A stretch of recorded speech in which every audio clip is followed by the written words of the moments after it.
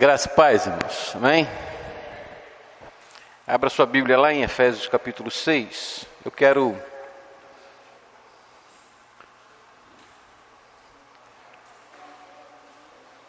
caminhar num parênteses que eu estou abrindo hoje. Efésios capítulo 6.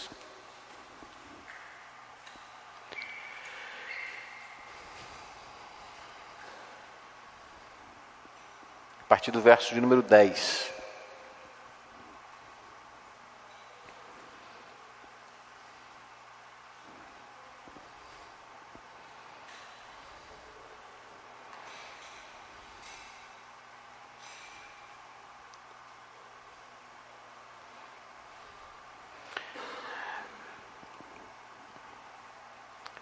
Finalmente, fortaleçam-se no Senhor e no seu forte poder. Vistam toda a armadura de Deus, para poderem ficar firmes contra as ciladas do diabo. Pois a nossa luta não é contra seres humanos, mas contra os poderes e autoridades, contra os dominadores deste mundo de trevas, contra as forças espirituais do mal nas regiões celestes. Amém? Vamos orar? Deus santo, justo e bom, como nos alegramos por estarmos na sua casa. Como é bom, Senhor, estarmos juntos neste tempo especial que o Senhor separa para as nossas vidas. Como é bom vencermos o nosso cansaço, a nossa acomodação, sairmos da nossa casa depois de um dia intenso, cada um com a sua responsabilidade, com as suas tarefas, com a sua vida profissional, e chegarmos aqui para cultuarmos ao Senhor.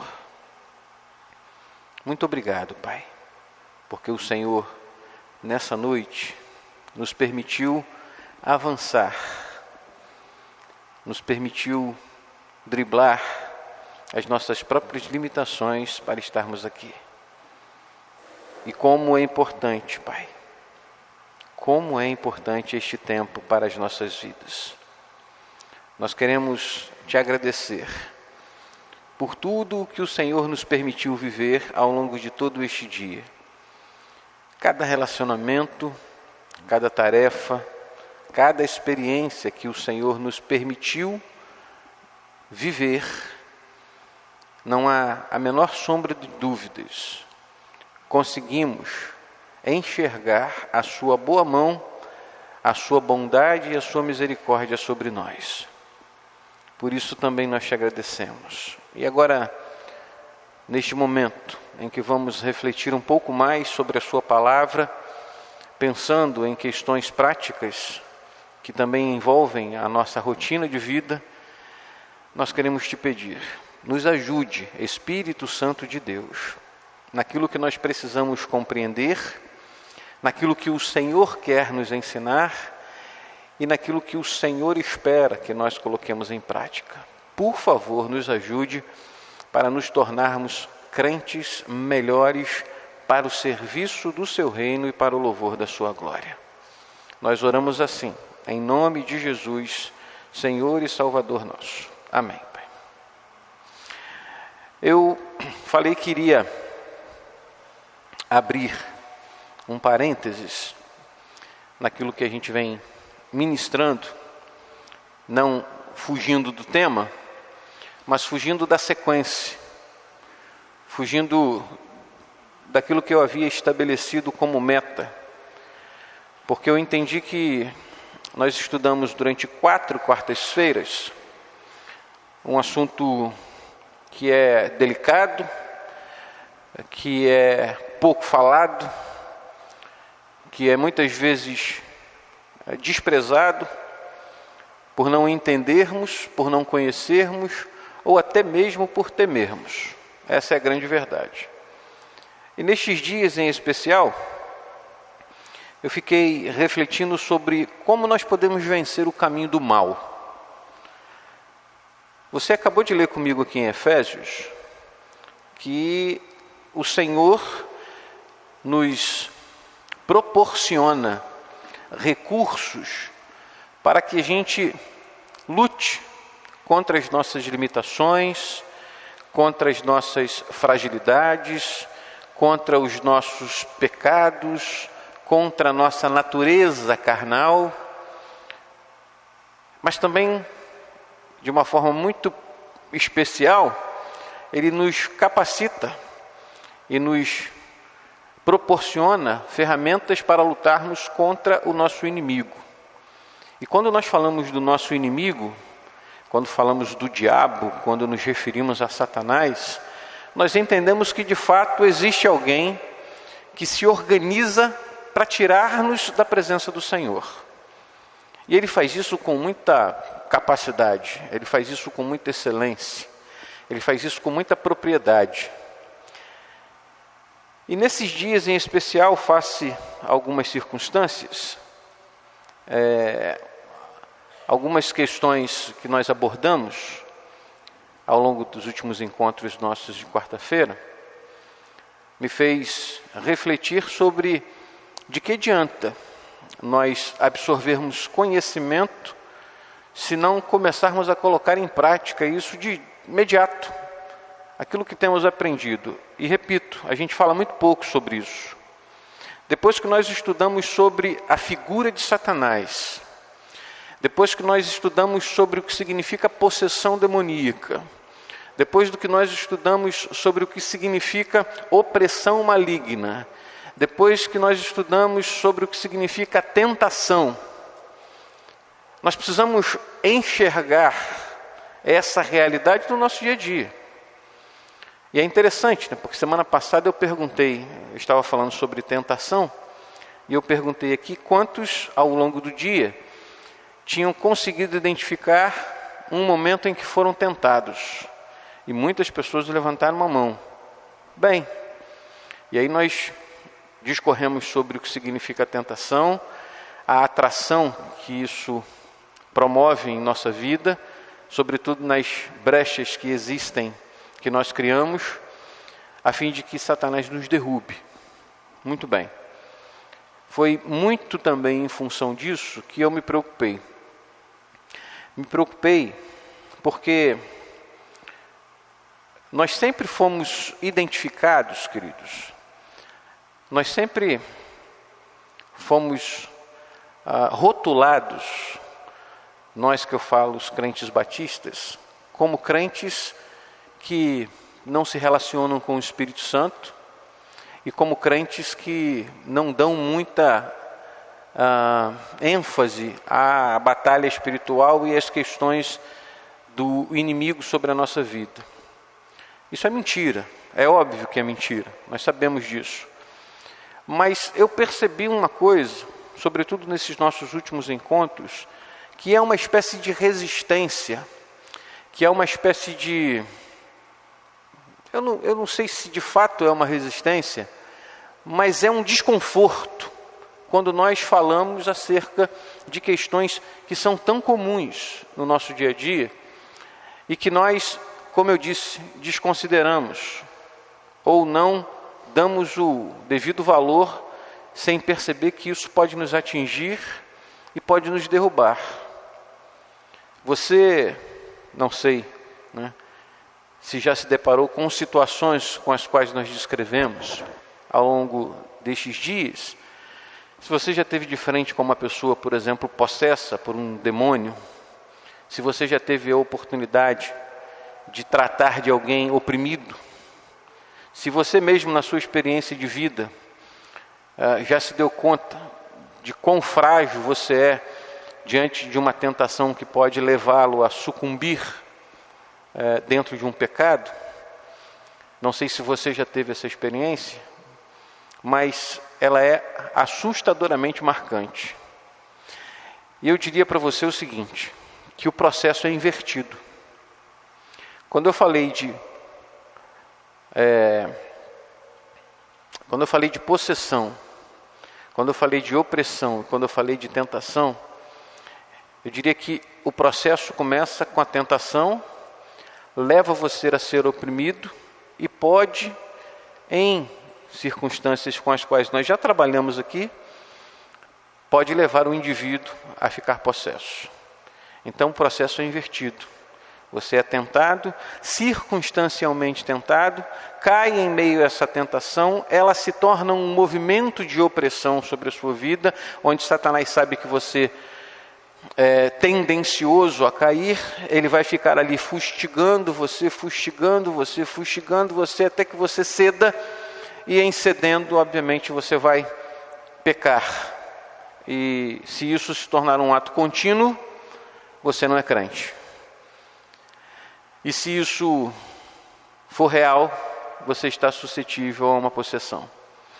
Também falei que talvez 98, 95, 97% dos casos, talvez mais do que isso até, não são possessão. São casos de opressão. Ou seja, a possessão é um nível diferenciado da ação do inimigo. A minha pergunta é, uma vez que eu tenho consciência disso, uma vez que a palavra de Deus se revela para mim com tanta clareza, quais são as minhas posições em relação a isso? Qual o meu comportamento? Qual a minha reação diante disso? Existem alguns comportamentos que nós precisamos tomar, algumas posições que nós precisamos tomar, a fim de que a gente consiga, como foi lido ali em Efésios, vencer os dias maus e as ciladas que Satanás arma para nós. Você hoje, vou fazer a pergunta que eu fiz semana passada, mas numa outra direção. Você hoje percebeu em algum momento da sua vida, hoje, uma cilada de Satanás contra você, alguma coisa que estava sendo armado contra você pelo mundo espiritual? Alguém aqui viveu isso? Levanta a mão só para você. Não vou te perguntar nada não. Só quero saber se você viveu isso. Show. Só uma pessoa. Pois bem. Você acha que isso é incomum? Você perceber uma artimanha de Satanás contra a sua vida? É incomum isso? Ou é comum? Isso se torna real na sua rotina de vida? Se você está vivendo um mundo espiritual? Se torna real? Fala amém ou não amém? Claro que é real, irmãos. Como eu disse para você, Satanás diariamente vai tentar te atingir. A questão é como eu percebo isso. Como eu identifico isso. E talvez seja essa a nossa grande dificuldade, enxergar a maneira como o diabo está agindo contra nós. Algumas pessoas costumam dizer o seguinte: pastor, a gente não tem que dar crédito para o diabo, a gente tem que dar crédito para Deus. É óbvio, isso nós não estamos discutindo isso. A questão é o que é a realidade. Você tem que dar crédito para Deus, você tem que glorificar a Deus, você sabe o que Deus é capaz de fazer na sua vida, mas o diabo está aí. Semana passada nós citamos Tiago capítulo 4, verso 7, que diz assim: sujeitai-vos, pois, a Deus, resisti a quem? E o que vai acontecer? Ele fugirá de vós. Então existe um processo de sujeição a Deus, o crédito é todo dele. A resistência ao diabo, ou seja, se eu tenho que resistir ao diabo é porque ele está me atacando. E em vivendo isso, ele foge. É um processo em que eu me submeto, em que eu resisto e que eu venço. Mas isso não acontece uma vez por semana. Isso não acontece uma vez por mês. Isso acontece a toda hora, inclusive nos seus pensamentos, que o diabo não entra, mas sugestiona. Quais são os princípios, então, que a gente deve estabelecer para que a gente consiga resistir, a gente consiga encontrar um caminho eficaz para que a gente vença os dias maus, para que a gente, sujeitando o nosso coração a Deus, a gente resista ao diabo e ele fuja de nós? Primeiro, algo que nós chamamos de legalidade. Tudo na vida espiritual funciona através do que nós chamamos de legalidade. Tudo no mundo espiritual é regido pela legalidade. Quando o inimigo desejou agir contra a vida de Jó, ele foi pedir autorização a quem? Deus permitiu que ele tocasse em tudo que envolvia a vida de Jó, menos na sua vida. Então, quando Deus permitiu, e ele admitiu viver essa realidade, ele adquiriu um direito legal, dado por Deus. O problema é que eu estou falando de uma situação específica em que Deus permitiu. Na nossa realidade de vida, irmãos, nós é que temos a condição de dar legalidade para quem quiser agir na nossa vida no mundo espiritual. E você vai dizer assim: eu dou legalidade para Deus, eu dou legalidade para Jesus. Nem sempre. Como eu disse, isso funciona muito bonitinho na teoria, na prática não. Porque em situações, em determinadas situações que envolvem a sua vida, e essas situações podem levá-lo ao pecado, e você sabe que você está sujeito a isso, como eu disse, diariamente, em abrindo a porta, em dando permissão, em autorizando, você está dando legalidade para o diabo agir na sua vida. Isso pode acontecer por você, preste atenção no que eu vou te dizer. Isso pode te assustar. Isso pode acontecer por você, ou isso pode acontecer por outros que tenham autoridade sobre a sua vida. Hoje não, porque também você não pode, o fatalismo vai dizer assim: mas pastor, Romanos capítulo 8, versículo 1, diz que nenhuma condenação há para aqueles que estão em Cristo Jesus. De fato. Você está em Cristo Jesus? Responde para mim. Amém. Muito bem. Você deixou de pecar por conta disso? Então, uma diferença muito grande. Não há mais condenação sobre os pecados que você cometeu, porque Cristo já levou todos eles na cruz. Mas você não para a sua vida e se torna santo a partir do momento que você aceita Cristo. Você continua vivendo sujeito à sua carnalidade, sujeito às ações do inimigo, suscetível à sua realidade de vida espiritual. E à medida que isso se desenvolve, você permite, por conta da sua fragilidade, legalidade às ações do inimigo. Quando você escolhe pecar, quando você repete pecado, quando você tem prazer nesse pecado, você está dando legalidade ao inimigo. E uma vez que você dá legalidade ao inimigo, meu querido, você abre uma porta para que ele haja, domine os territórios que envolvem a sua vida e faça um escarcéu. Por isso, a primeira questão que eu tenho que tratar na minha vida é qual o fundamento dessa legalidade, aonde ela nasceu. Pode ter sido um pai, pode ter sido uma mãe, pode ter sido uma família, pode ter sido uma história, pode ter sido um relacionamento. Tantas coisas que podem identificar isso. Ou pode ter sido você mesmo, que abriu uma porta onde o diabo tem tentado, de alguma forma, atingir a sua vida. Afinal, eu vou tratar sobre essa questão de como você pode fazer isso, porque existem várias possibilidades. Mas eu quero que você entenda que você tem toda a autoridade para fechar essa porta e tirar essa legalidade da mão de quem está tentando desvirtuar você do caminho do Senhor. E aí entra um segundo aspecto com o qual você tem que lidar. Se eu entendo que existe uma legalidade, se eu entendo que existe uma permissão, se eu entendo que a minha capacidade pode interferir nisso, entra esse aspecto que eu estou citando de autoridade. Você lembra que Jesus se juntou com os discípulos, lá em Lucas capítulo 10, e deu a eles a autoridade para que eles fossem em lugares onde Jesus ainda iria passar. E essa autoridade fez com que eles curassem os enfermos, fez com que eles libertassem os cativos, fez com que eles trouxessem à vida pessoas que já tinham morrido, e fez inclusive, eles vêm trazendo um relatório para Jesus, dizendo dessas experiências, relatando essas experiências. Jesus deu a eles uma autoridade. Lucas capítulo 10.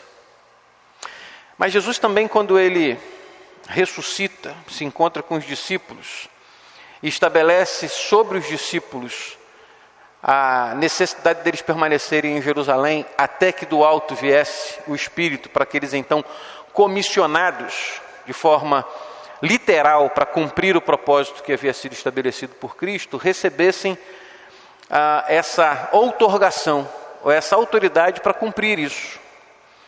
E lá em Marcos, Jesus vai dizer para os discípulos exatamente isso, que ele está dando aos discípulos autoridade suficiente para pisar em serpentes e escorpiões e toda a força contra o inimigo, e diz assim, e dano algum lhes fará mal. Percebam que eu não tenho que sair por aí desafiando ninguém, como em alguns casos a gente já contemplou. Eu não tenho que ficar por aí brincando com a serpente em volta do meu pescoço, porque eu entendo que essa é a autoridade que o Senhor designou a mim. Não é nada disso. O que ele está dizendo é que existe uma autoridade sobre a minha vida, que me foi delegada, que me é condicionada à relação com Ele, e que me permite enfrentar o mundo espiritual de frente. Não que eu tenha capacidade, não que seja pela minha força ou pelas minhas condições, não. É porque essa autoridade que estava sobre ele, essa autoridade que estava em Jesus, ele transfere à igreja, e transferindo à igreja, transfere a mim, delega a mim, constitui a mim, como oficial de justiça do reino de Deus. Isso quer dizer que uma vez recebida essa autoridade, e a gente vai tratar de novo daquela questão que diz respeito ao pecado, porque antes escravo, hoje livre por Cristo e servo de Cristo. Antes dominado pelo pecado, hoje livre, eu não peco mais porque sou escravo do pecado. Eu peco porque eu quero, porque a escolha é minha, porque eu desejo, porque eu me venço, ou porque deixo-me vencer pelo inimigo ou pela minha carne. E aí eu esqueço que eu tenho uma autoridade para repreender as ações do inimigo. Eu tenho autoridade para impedir que ele haja sobre a minha vida. E não é a minha autoridade, é a autoridade que me foi delegada. É a confiança e a chancela que eu recebi de Jesus para reagir enquanto isso. Ora, o que faz um oficial de justiça? Se não dar informações acerca do que a justiça está determinando, e também tem autoridade para determinar a prisão daquele indivíduo naquela hora. Se eu recebo uma autorização dada por Deus para vencer, eu sou vencedor. O diabo não pode me derrotar. Ele não tem poder para me derrotar. Porque o poder que está sobre mim é infinitamente maior do que o poder dele. Então, uma vez que esse poder se transforma na autoridade que eu recebo, isso acontece sobre a minha vida, e isso acontece sobre a vida de quem estiver vivendo uma realidade de tentação, opressão e possessão.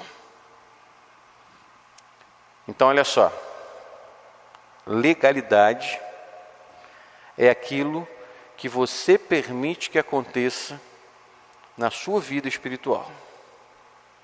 A autoridade é aquilo que você deixa ou não acontecer na sua vida espiritual. Legalidade é a brecha que você dá para que o diabo faça um escarcéu na sua vida.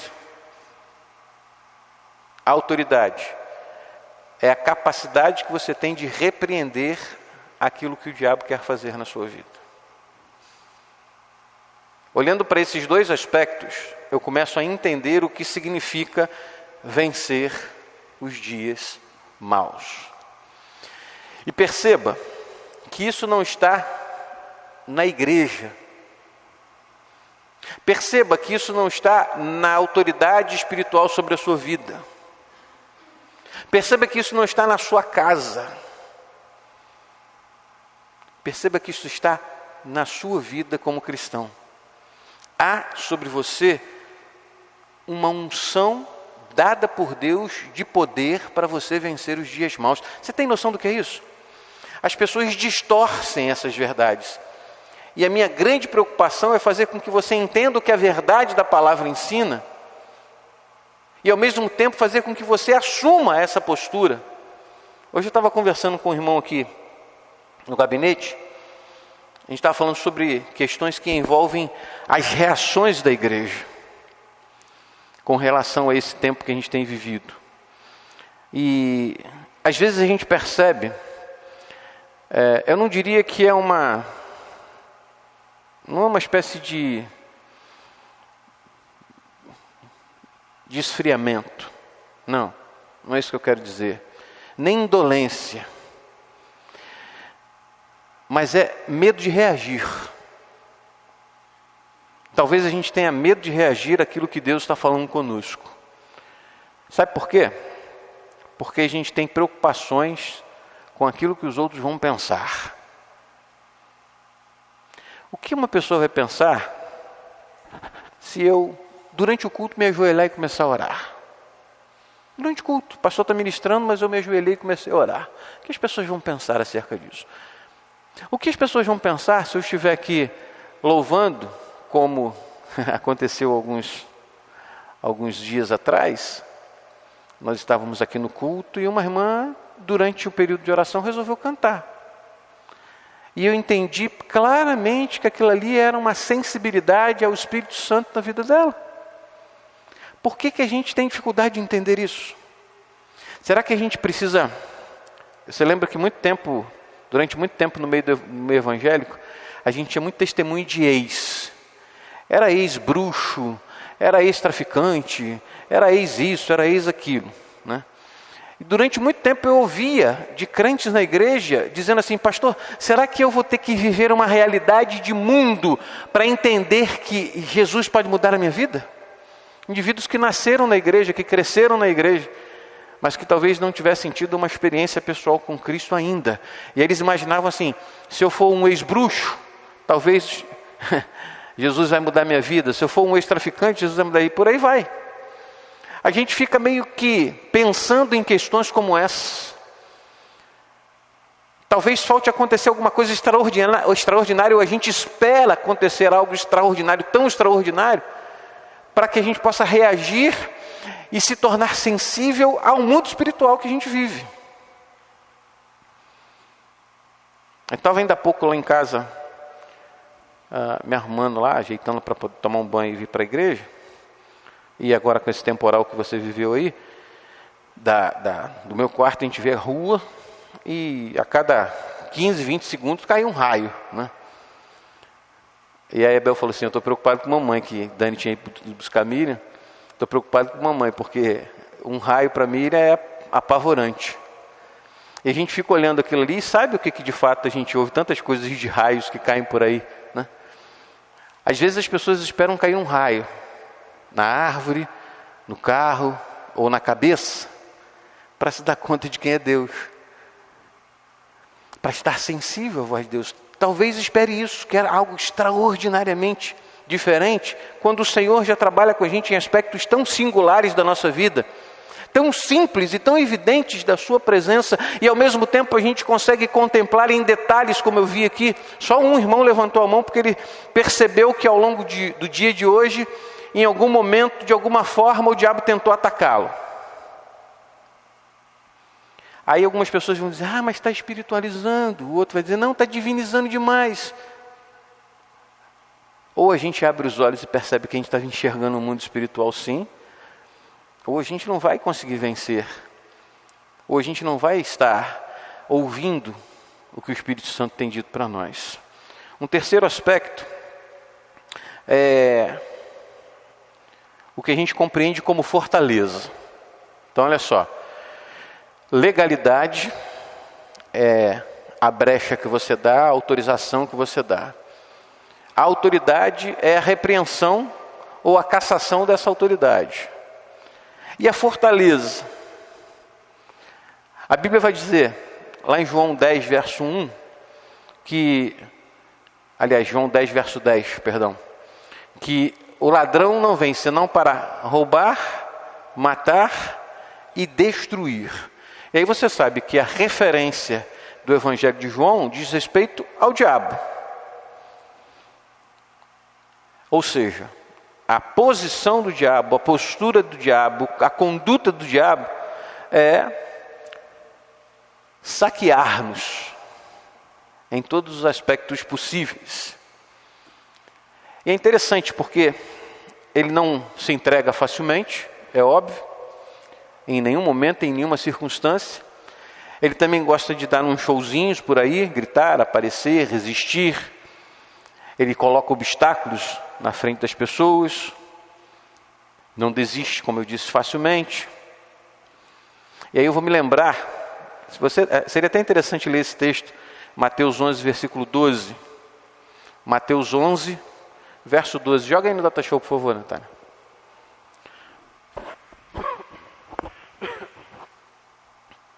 Mateus 11, versículo 12. Olha só, vamos ler uma só voz, vamos juntos? E desde os dias de João o Batista até agora se faz violência ao reino dos céus e pela força se apoderam dele. Percebe o que está sendo dito aí? A maneira que muitas vezes, em função dessas circunstâncias espirituais, nós precisamos reagir de uma forma muito mais incisiva, muito mais veemente, muito mais forte diante daquilo que nos cerca. Porque com Satanás, meus queridos, sempre haverá luta, sempre haverá batalha. Mas a palavra de Deus diz, aquele que perseverar até o fim, esse será salvo. Esse será salvo. E aí vem a dimensão do que representa essa luta. Porque se você tem autoridade e compreende que está fortalecido no Senhor, e aí nós precisamos rever algumas questões do que significa ser fortalecido, ou estar fortalecido. O que é estar fortalecido? Não precisa levantar a mão, não, tá? Para não constranger ninguém. Quantos capítulos você leu da Bíblia hoje? Leu a Bíblia? Quanto tempo você investiu na sua relação com Deus em oração hoje? Não é reaproveitamento de tempo. Eu sempre digo isso. Ah, pastor, eu estava dirigindo, indo para a escola, estava orando. Não, pastor, estava cozinhando, fazendo lá meu arroz, meu feijão, estava orando. Não, pastor, eu estava indo para o meu trabalho de van e estava orando. Você está reaproveitando o seu tempo. Deus quer de você tempo e tempo exclusivo. E eu construo fortalezas no aprofundamento dessa relação. Quando eu leio a Bíblia e oro. E a gente aprendeu que isso vai além. Não é só ler a Bíblia e orar. Tem algo que nos conduz a um aprofundamento nesse mundo. O que é? Tá bom. Mais ainda. Então você leia a Bíblia, ore e jejue, e você vai entender. Eu hoje à tarde estava aqui no gabinete, concluindo essa reflexão, e estava muito incomodado. muito, muito incomodado no meu coração, e eu não entendia muito bem porquê, né? E falei, vou orar. E aí comecei a orar. Aí passou um tempo, eu levantei, voltei para a Bíblia, comecei a ajustar algumas coisas que eu tinha alimentado no coração, e continuava incomodado. E o que aconteceu? O telefone tocou.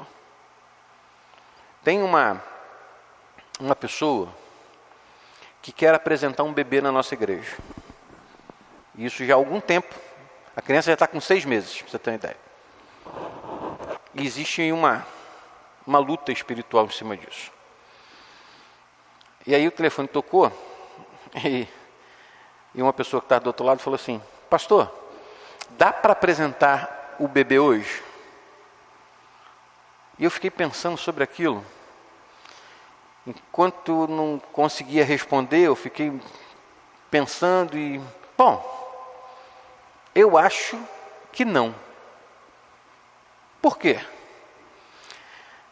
Essa menina, que é mãe dessa criança, ela foi entregue a Satanás num centro de candomblé. Há uns 6 anos atrás, mais ou menos. Ela foi entregue pela mãe, ainda menor de idade, num centro de candomblé. Ela fez cabeça, ela cumpriu todos os rituais. E em função disso, começou a viver algumas questões na vida. Complicadas, obviamente. E aí eu falei assim, se eu apresentar esse bebê hoje, e eu estava com tudo isso aqui pronto, irmãos, e você vai entender no final também, se eu apresentar esse bebê hoje, na cabeça dessa pessoa, por exemplo, ela vai imaginar que tudo isso foi planejado para ela, que eu estou tratando aqui. De mundo espiritual, de entrega, de legalidade, do que o pai fez, do que a mãe deixou de fazer, da necessidade de você ter autoridade para repreender. Hoje ela não está vivendo mais nessa realidade. Mas ela ainda não entendeu o que significa isso e o que ela precisa fazer na sua vida para mudar isso. Se eu trago essa criança para cá hoje, junto com ela, eu corri o risco de ter um problema sério de interpretação daquilo que a gente está falando aqui. E aí eu entendi porque que meu coração estava espremido. Aí eu entendi. Porque é nesse momento que você passa a ter sensibilidade do mundo espiritual e das batalhas que se formam à sua volta. E do movimento mínimo que você pode fazer para impedir que uma pessoa se aproxime do Senhor. Simples assim. Então, esse discernimento, esse entendimento, essa visão, essa capacidade, essa sensibilidade, ela só se dá, querido, se você orar, jejuar e ler a Bíblia. Isso diz respeito a qualquer coisa na sua vida. É nesse momento que você entende o que se constrói como fortaleza. Porque semana passada eu falei sobre a maneira como o diabo agiu na vida de Eva, tocando quase todos os sentidos humanos. Olhos, ouvidos, gosto, cheiro. Quase todos os sentidos humanos foram tocados no momento em que Eva escolheu pecar. E é exatamente isso que o diabo faz com a gente, nos menores detalhes. E eu falei isso hoje lá no grupo, quem leu se deu conta disso. Um quarto aspecto é a forma como nós precisamos contra-atacar aquilo que o diabo lança contra nós. Se eu me construo numa relação com Deus, se eu me fortaleço numa relação com Deus, condicionado à palavra, oração e jejum, eu tenho que entender também que eu preciso reagir, eu preciso me debater. Você lembra que lá em Lucas capítulo 11, verso 26, fala daquela pessoa que tem a sua vida liberta, mas por não se envolver com Deus, o espírito que saiu, ele é capaz de voltar com 7 e tomar posse daquele indivíduo de uma tal forma que vai destruir completamente a sua vida. O inimigo sempre tenta encontrar uma brecha na nossa vida para retomar o lugar que ele achava que era dele, para tramar algo contra você, para estudar alguma coisa que possa levá-lo a uma queda maior do que você está vivendo. Ele sempre vai construir uma estratégia de maneira a tirá-lo da presença de Deus, exatamente por conta de você não reagir contra ele. Como é que eu reajo contra o inimigo? Como que eu reajo? Eu aprendi isso com um pastor batista tradicional. Gosto muito das atitudes desse homem. Aliás, é muito tempo que a gente não se vê. Mas a capacidade de você absorver a palavra de cor. E de você poder responder determinadas coisas que acontecem na sua vida com a palavra. Você lembra que Jesus, quando ele foi tentado e respondeu às tentações com a palavra. Eu acho que a melhor forma de você contra-atacar o inimigo é com a ferramenta da palavra. E quando você fala da palavra de cor, você está falando não só da mente, você está falando daquilo que você tem no coração, daquilo que você guardou e daquilo que gera produtividade na sua vida. Eu hoje coloquei uma frase lá no meu status, perguntando se as palavras que se você pudesse engolir as suas palavras, elas seriam como vitaminas ou como veneno. E aí eu tenho que me preocupar realmente com o que eu falo. Porque a boca do justo é o quê? Manancial de vida. Então a forma de eu contra-atacar as ações do inimigo é com a palavra dentro do meu coração. Não é isso que o salmista diz? Escondi a tua palavra no meu coração para não pecar contra ti. E aí eu concluo essa anatomia da nossa luta contra as ciladas do inimigo com a vigilância. Não é isso que 1 Pedro vai nos dizer? Capítulo 5, verso 8. Ande sóbrios e vigilantes, pois o vosso adversário, o diabo, está ao vosso derredor como um leão, procurando a quem devorar. Eu não posso, em momento algum, sob hipótese nenhuma, baixar a guarda. Não tem como. Batalha espiritual diz que eu estou em guerra. E um soldado em guerra está sempre de prontidão. Então, eu tenho que ter vigilância constante, eu não posso vacilar. Jesus vai dizer lá em João capítulo 20, verso 21, assim como o Pai me enviou, eu vos envio. Eu também vos envio.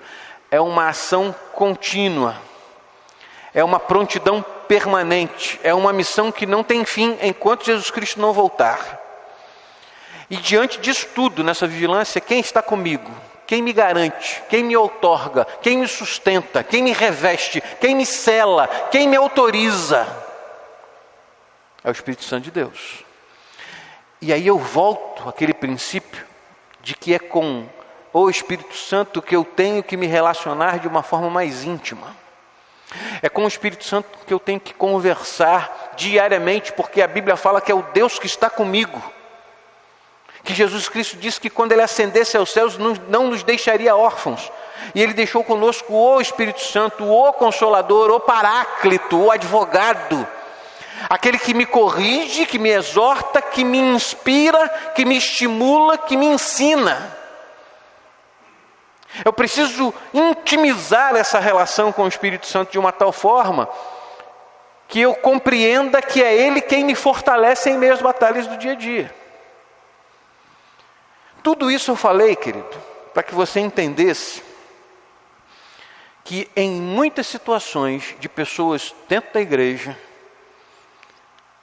e talvez você já tenha se deparado com uma delas, talvez não aqui, mas em outro lugar, e até dentro de alguma outra igreja, em muitas situações nós vamos nos deparar com a necessidade de libertação.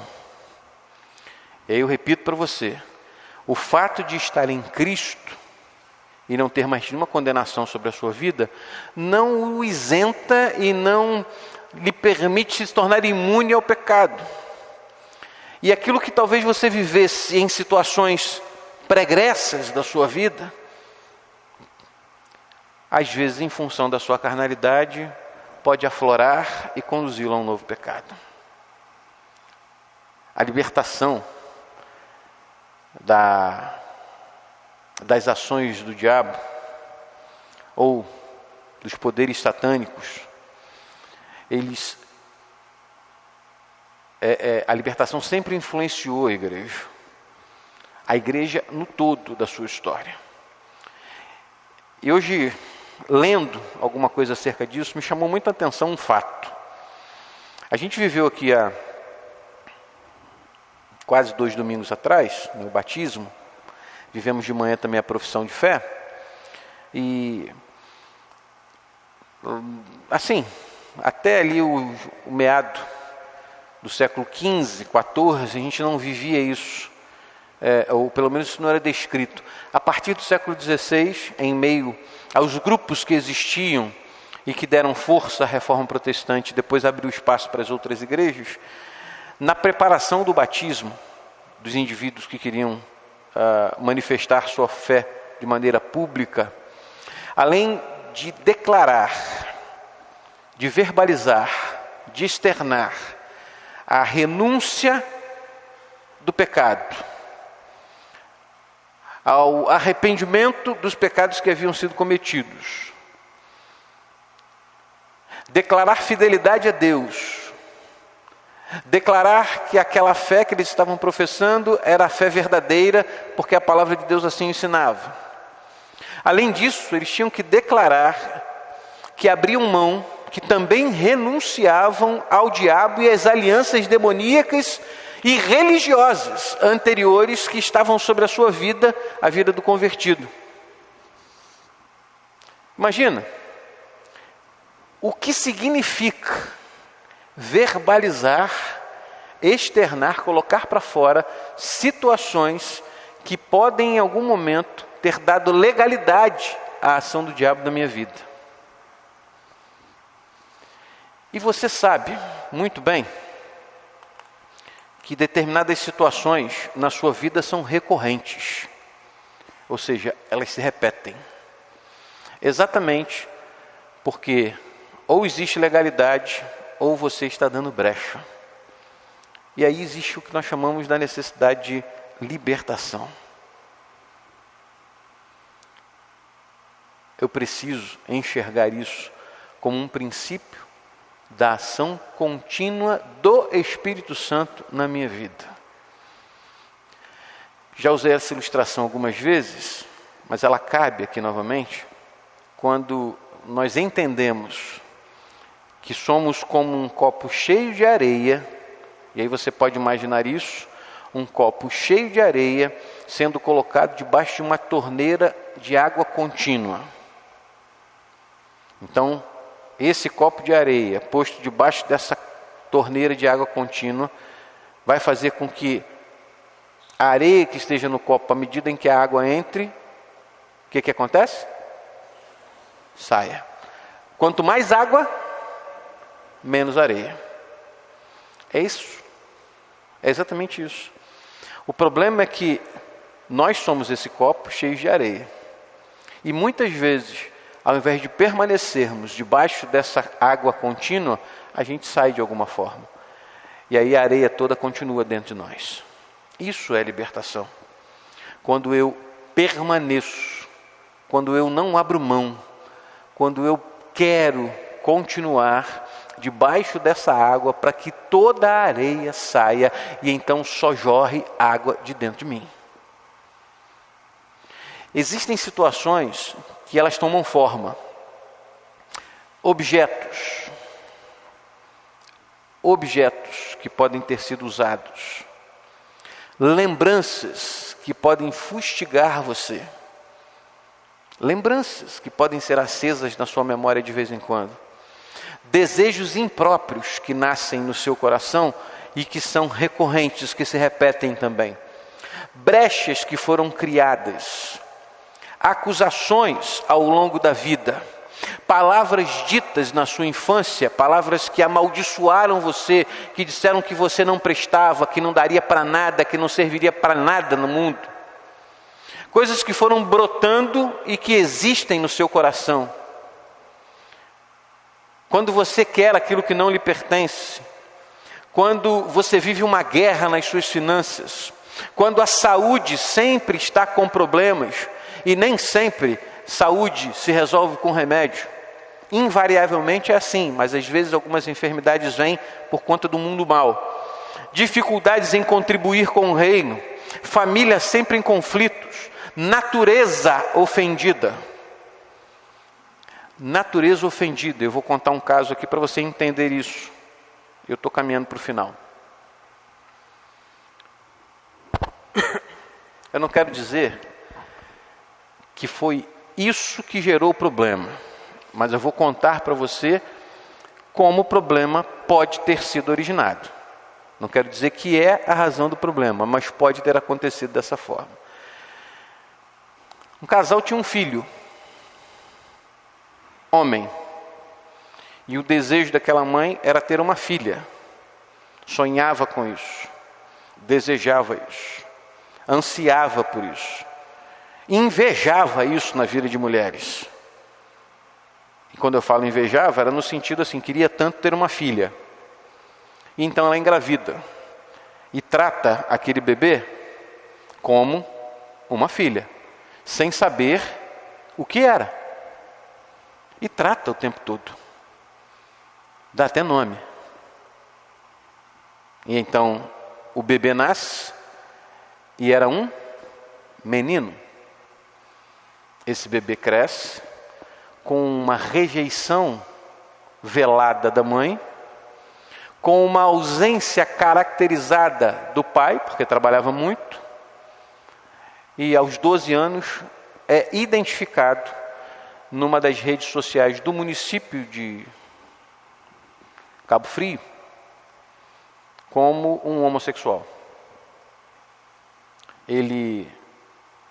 A família se espanta com a situação, não sabe lidar com o assunto, procuram algumas pessoas para orientar. A família para na mão de uma psicóloga, que inclusive foi cassada, porque ela trata a homossexualidade como doença, aliás, não como doença, mas como pecado. Ela só trata a homossexualidade dessa forma, e ela foi cassada porque o Conselho Regional de Psicologia não permite que você trate a homossexualidade como pecado, e sim, e muito menos como uma anomalia. Não é para ser tratado, segundo os estudos, mas ela vence esses limites e trata esse indivíduo.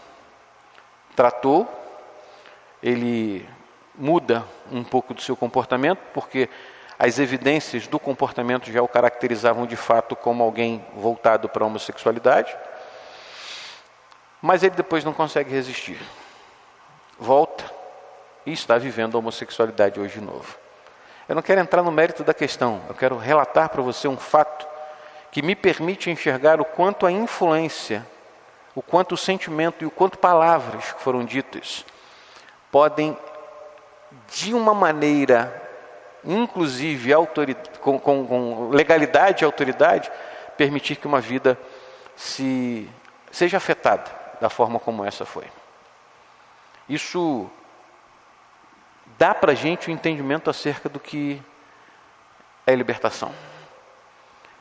Enquanto a gente não enxergar situações na nossa vida, como todas essas que eu citei aqui, como pecado, a gente não consegue repreender o mal, porque a gente está sempre tentando encontrar uma justificativa. A gente está sempre tentando encontrar uma razão. A gente está sempre tentando encontrar uma amenidade para aquilo que nós sabemos que está errado e é pecado. E com isso, a gente vai criando legalidades, brechas, onde o diabo vai minando a nossa vida e nos afastando de Deus. O que eu quero propor para você nessa noite? Você entendeu claramente esses princípios que nos ajudam a vencer os dias maus. Eu não sei, né, se você identifica na sua vida questões que podem, de alguma forma, terem sido criadas por legalidade que você deu, por brecha que você abriu, enfim, por fortalezas que você enfraqueceu. Talvez seja esse o tempo em que você precisa, de fato, apresentar para o Senhor essas questões que o incomodam, essas situações que o atrapalham, essas questões que interferem na sua relação com Deus, essas situações que são recorrentes, que vão e que voltam, que se repetem e que de alguma forma interfere de forma direta na sua relação com Deus, que abre brecha para um pecado. É como se a gente começasse a pensar o seguinte: se há uma legalidade para o mundo espiritual que não seja para Deus, nesse momento eu anulo. Se há uma autoridade qualquer que não venha de Deus sobre a minha vida, eu revogo. Se existe uma necessidade de me fortalecer, eu vou me revestir de toda a armadura de Deus, como está descrito aqui em Efésios capítulo 6. Se eu preciso reagir e contra-atacar as ciladas e as artimanhas do diabo sobre a minha vida, eu então vou me tornar, vou tomar posse do que me foi dado, da autoridade que me foi dada, para que eu resista a essa situação. E à medida em que eu concluo isso, eu fico como um sentinela, vigilante, alerta, constante, sabendo que em todo o tempo, você dormindo ou acordado, o diabo está doido para derrubar você e encontrar uma brecha na sua vida para tirá-lo da presença do Senhor. Se existe alguma coisa, como eu disse, um objeto, uma lembrança, um desejo impróprio, brechas que foram criadas, palavras que foram ditas na infância, acusações ao longo da vida, quando você está querendo o que não é seu, quando você está vivendo uma guerra nas suas finanças, uma questão de saúde que está sempre se repetindo aí na sua vida, dificuldade em contribuir para o reino, uma família sempre em conflito, a sua natureza sendo ofendida, ou qualquer outra coisa, que você queira colocar diante de Deus, faça isso agora, pedindo ao Senhor que o liberte. Exatamente isso. Como eu disse para você, anulando toda a legalidade, revogando toda a autoridade que não provém do Senhor, revestindo-se de toda a armadura de Deus, fortalecendo-se no poder que foi dado para que você possa contra-atacar e permanecendo vigilante. É isso que eu quero que você entenda. É isso que eu quero que você faça nessa hora. Que você olhe para dentro de você e contemple as possibilidades que podem levá-lo a uma queda fatídica na sua relação com Deus. É esse o tempo que o Senhor está nos dando para que a gente inclusive possa restaurar ou fortalecer a nossa relação com Ele. Faça isso então. Ajoelhe-se, sente-se, fique em pé, vá para o canto da parede, chore, levanta sua mão, ore em voz alta, ore em silêncio, não importa.